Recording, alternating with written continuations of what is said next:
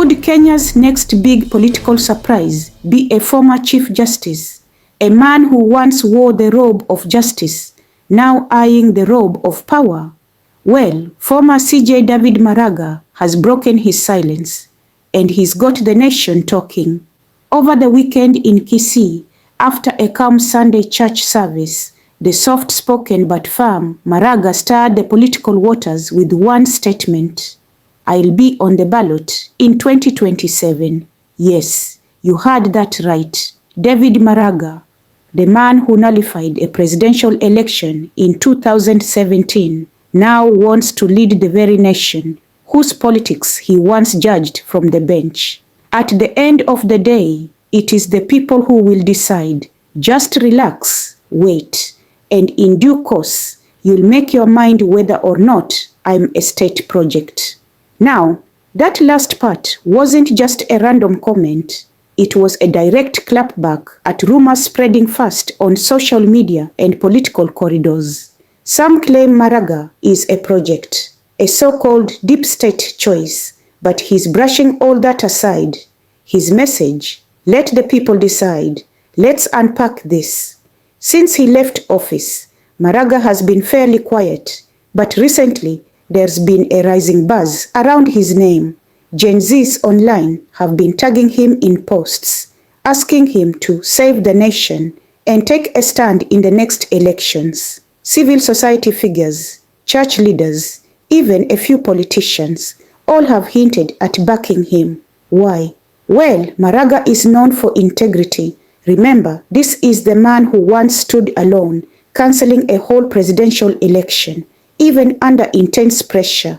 That the presidential election held on 8th August 2017 was not conducted in accordance with the Constitution and the applicable law, rendering the declared results invalid, null, and void. That takes guts. That takes principle. But of course, this move into politics brings a whole new set of questions. If Maraga runs, I'll vote for him. He's not part of the mess we've been seeing. He was a good judge, but politics is a different game. We need someone clean. Maybe he's the one. He's being used. Another state project pretending to be different. So, who's right? Is Maraga a genuine outsider stepping in for the good of Kenya, or just another chess piece in a bigger political game? He says he's consulting, listening, not rushing, and to his credit, he's also been speaking out lately against troubling events in the country, like abductions of government critics. That's a bold move for someone being whispered about as a state project. But will bold words translate into bold votes? Politics in Kenya is a rough terrain. It's loud, it's messy, and often unforgiving. Can a former Chief Justice, more used to calm courtrooms than campaign trails, really take the heat of rallies, slogans, tribal politics, and big money? Well, if he's serious, and his tone suggests he is, then 2027 might just be shaping up to be one of the most unpredictable races we've seen yet. Personally, I think Kenya is crying out for a new kind of leadership, someone who brings not just fire and charisma, but values.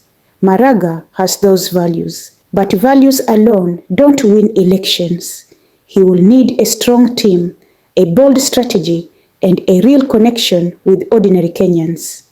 Not just Gen Z on Twitter, but Mama Mbogas, border riders, hustlers, and the youth in Matar and Marsabit alike. If Maraga is truly running for the people, and not with hidden strings, then this could get very interesting. This has been Sauti Mzalendo, where the people have the mic.